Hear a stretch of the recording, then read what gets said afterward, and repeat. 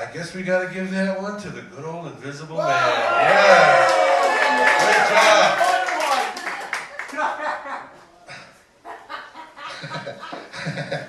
Now, it's time to transcend to the foggy streets of London, circa 1880. For our next performance, a tale of a man torn right down the middle. What? And not just his mind, but his hat and coat too. Demons and Angels. I present for one night only, Dr. Jekyll and Mr. Hyde. Woo!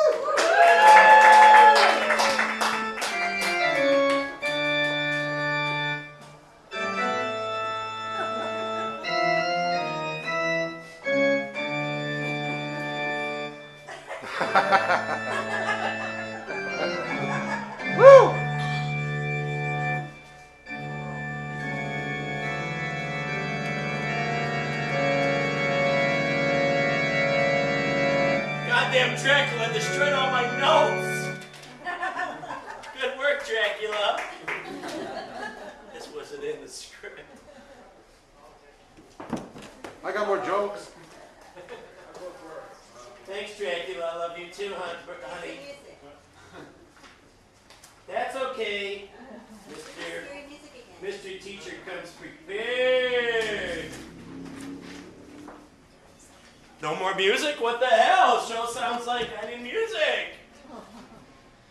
How are you? Hi. Yeah. Can't see a goddamn thing. I need new eyes. Yes, I am the great scientist, Dr. Jekyll. Ooh. Ooh. Dr. Jekyll here, medicine man. Mr. Hyde always taking my bedpan. How can I write him a prescription for a pre-existing condition? He always complaining of a bad cough. You need a dealer dude with better stuff. Hyde.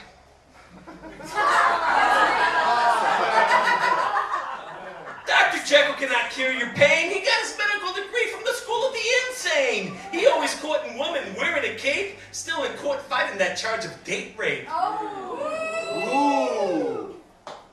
Jekyll. Who you be telling me my business? Alcoholism is not a form of physical fitness. Mr. Hyde is looking on the London streets. Too bad he can't get with the hip-hop beat.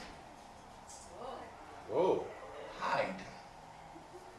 Jekyll, can't you see they are heckling you? You and your wannabe medical crew. If you are a doctor, then I am a surgeon, cutting you up with word insertion. Ooh. Jekyll. I am the master of freestyle. I don't even wear underwear when I'm on trial. Take these words ever so crude. You leave the toilet seat up just to be rude. Whoa. Hyde. Yeah?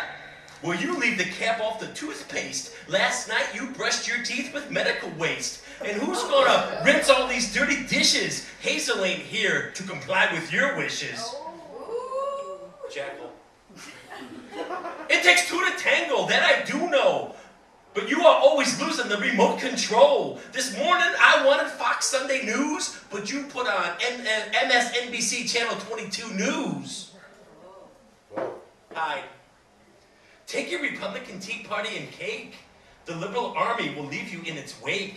You got Bill O'Reilly, I got Bill Maher. Now who won this epic rap battle so far? Whoa. Yeah. All right. I get Wow. 1 point for creativity. Wow. There's one messed up dude. I wonder how they ever managed to order Chinese takeout without killing each other. Now it's time to vote. If you think the good doctor had the surgeon's touch, make some noise. Yeah. If you think that Mr. Hyde is better off with Obamacare, make some noise. You know, I think we got to call that one a split decision. Nice ad-lib, Jimbo. I got a million. By the way, speaking of ad-libs, made-up humor, do you know why demons and ghouls hang out together? Oh, why? Because demons are a ghoul's best friend. And do you know what is a mummy's favorite type of music? Rap. Okay, now it's time for the last. Now I'm going to take it over from here, man. Oh, you go, DOA, okay. Doyle. Guest MC in the house. Give it up for DOA Doyle. All right. Yeah. Thanks for your legal consultation in planning the show tonight, Jim. I advised You may have saved me I several advised against it. lawsuits. All right, this is the beauty of the show. The beauty of the show is that everything we did was pre-rehearsed. But I've got two mystery rappers, if you will, combatants on the stage that I have not seen, nor has anybody seen what they're going to do. I wanted that element of surprise to be real. So, if you know Tim Murphy from the Open Mic Poetry every last Tuesday, the fourth Tuesday of every month here at Quenchers, I always introduce Mr. Murphy as our man about town, our gadfly on the street who's got the beat of the city of Chicago, the pulse of what's really happening in this town that we all know and love. So ladies and gentlemen, let me introduce to you a Halloween special. Ladies and gentlemen, give it up for Murphy's Moment! Halloween style! Murphy's Moment. Yeah. Woo.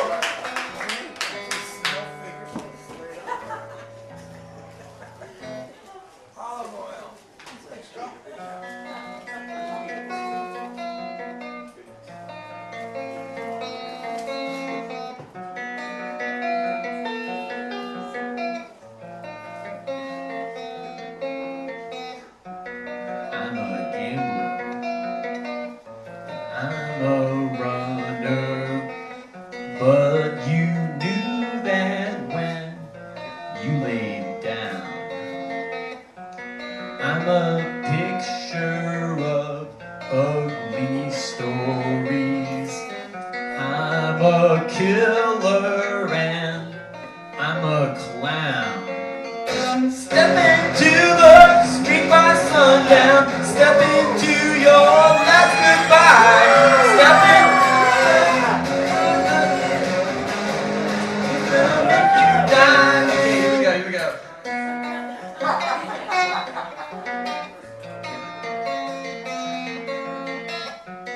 I wear lace and I wear black leather.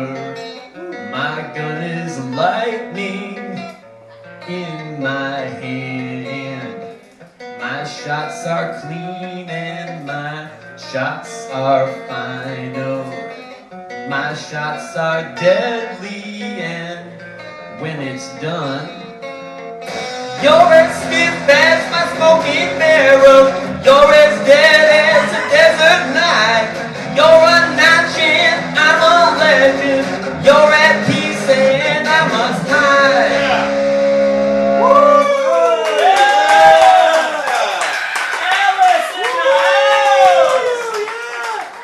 Thank you, Mr. Music. Well, I got 5 minutes, so I'll try to move it along here. 5 minutes left in jail? No, for Murphy's Moment here. I'm on the clock, so It's elapsing. anyway, let's get going here. I just want to talk a little bit about, I'm Bob's neighbor, in case some of you didn't know, and that's the only reason why I'm here. And but anyway, I wanted to talk a little bit, a couple of minutes, 2.5 or so. Anyway, about Halloween on our block, and it's, you know, it's not your all-American Halloween, and we've had some kind of weird experiences. Well, first of all, Halloween's kind of special for me because it's the cause of my one and only fist fight my whole life. And in third grade, me and my best friend got to arguing about who was going to cover more area in trick-or-treating. And, you know, things led to things, and, you know, we ended up challenging each other to a fight because, you know, I said, well, I'll cover 6 streets, whatever. And he said, No, you know, it's bullshit. You're not going to cover 6th Street. So after school, we ended up on a side street, and you know, he landed one punch, and I immediately started crying, and I conceded. I said, I'm done. And so I am 0-1 lifetime in fistfights. And so I will probably end up 0-1 lifetime.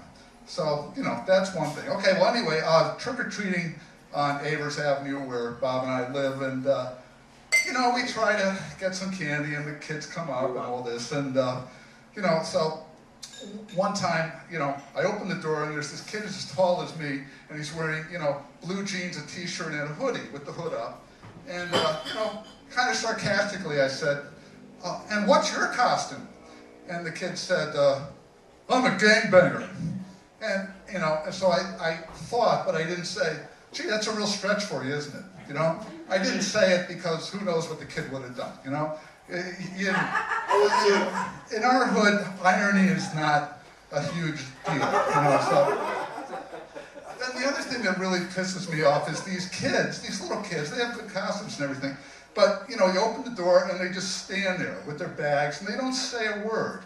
And it's like, I always want to say, hey, what's up? Like, I wanted to say like trick or treat. Like, it's a basic thing. Why can't you just say trick or treat? But I always give in and say, oh boy, those are nice costumes. Here's, you know, one for you and one for you. But is it too much to say trick or treat? You know, and some kids do it, but, you know, come on. Is it too much to just say it? I guess it's too much these days, and okay, here you go, be on your way, whatever.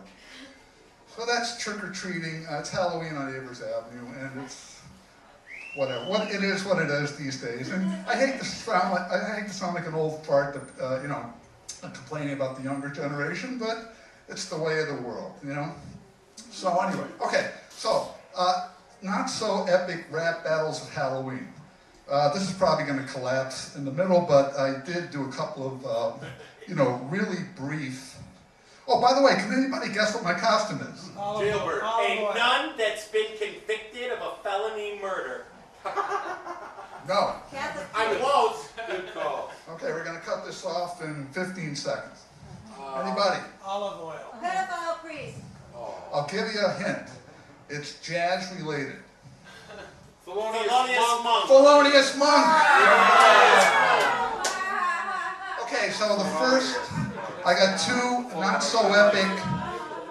Okay, I tried desperately to memorize this, but I'm going to just give in and read it. And this, the first epic rap battle of Halloween is going to be Harry Potter versus Lucius Malfoy. You know what? I can't wear the glasses because I'm going to read it, but. That makes sense.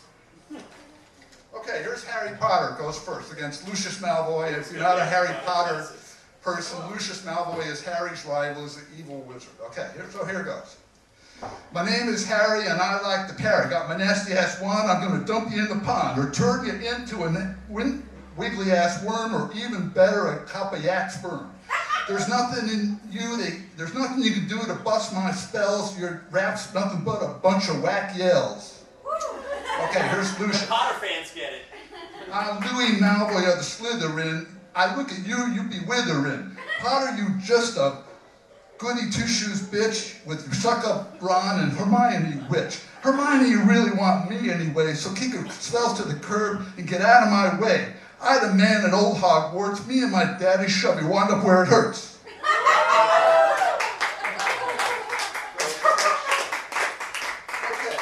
Coming soon to a haunted theater near you. Okay, second not so epic rap battle of Halloween. It's it's you know, real characters. This is Jeffrey Dahmer versus John Wayne Gacy. Okay, so here's Jeff. Known to his friends. My name is Jeff and I'm always hungry. Okay, here we go. My name is Jeff and I'm always hungry. Lucky my boyfriends to keep me fed in old Milwaukee. John Wayne, ha! You ain't no gunslinger, just a freak like me who digs teenage dinger. We got shit in common, but you ain't too appetizing and you got no interest in the art of tenderizing. You ain't nothing but a one-note killer. Go find some technique in class, daddy fella. Okay, here's John Wayne Gacy.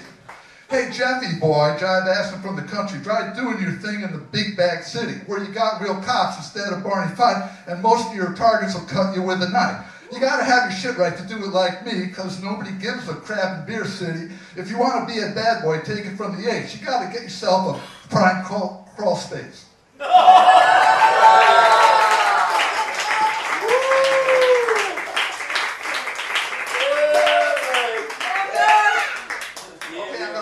With this comes from a file of inappropriate dramatic interpretations, and this is a method actor's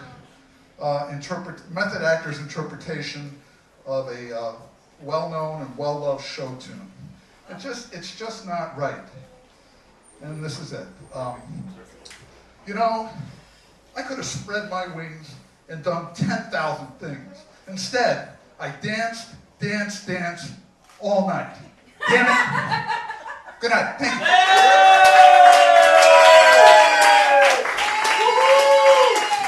Polonius Monk. Ladies and gentlemen, please give it up for our Halloween special, Murphy's Moment in the Haunted House! This is the part of the evening that we improv. I told you I didn't know he was coming. But Murph, remember about 7 years ago on Avers Avenue with the trick-or-treaters when the Exorcist child came and rang the bell? You all saw The Exorcist, right? So she comes and she has out her little bag of candy and she was very polite. She says, trick or treat, you know, I put a milk dud in there. And then her neck turns 180. She puts her arms around her neck and she says, trick or treat again. That girl got me for 2 pieces of candy. Hello. Good job. Linda Blair in the house. She's dead now. Linda Blair is dead? Ladies and gentlemen, our final performer of the night, give it up. Give yourselves a round of applause. Or not. Yay! Audience, Well, we got more stuff planned. Don't you worry, all right? All right, there's going to be a lobotomy performed before the evening's out. But I'd have to stitch a brain into some of you first. Our next mystery performer, he said, can I be a zombie? And I said, sure, can I go home and load my shotgun?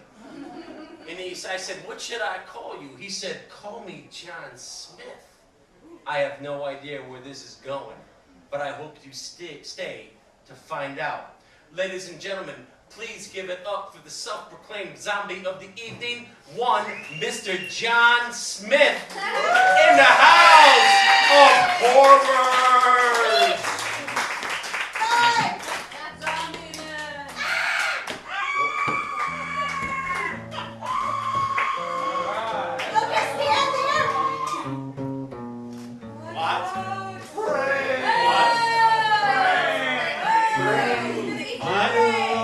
Debbie ate a pound of aspirin.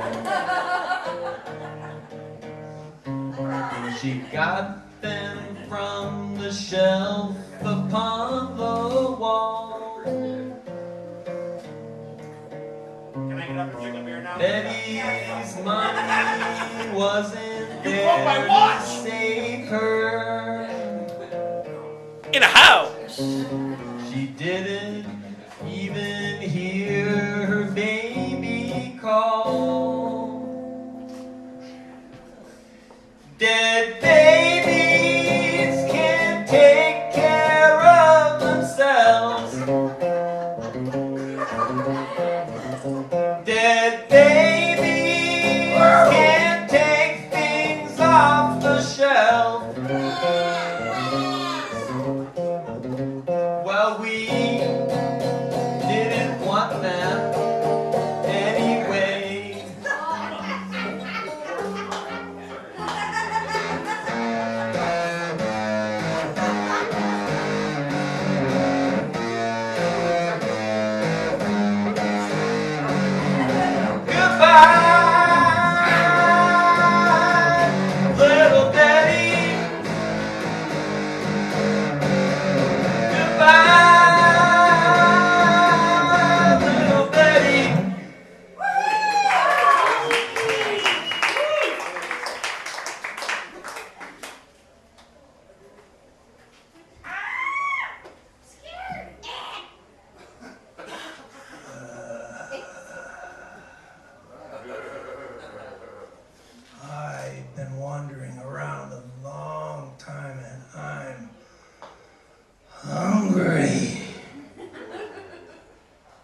I'm changing with the times. I'm going to be a hip undead and give you the rap you deserve. All right. Lay it on me, dead man. Let's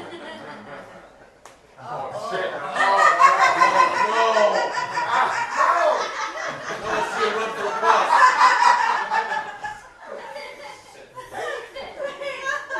Look familiar, Mr. Waller?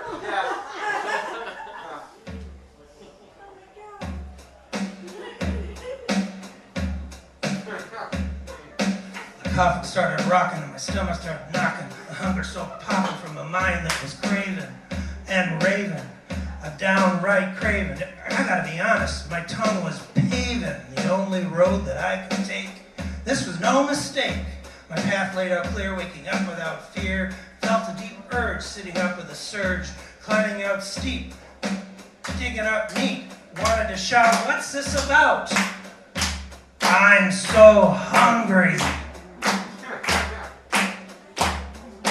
I love gray guts and I cannot lie. No longer blinking, forever stinking. Always thinking of your pinking head and what's under.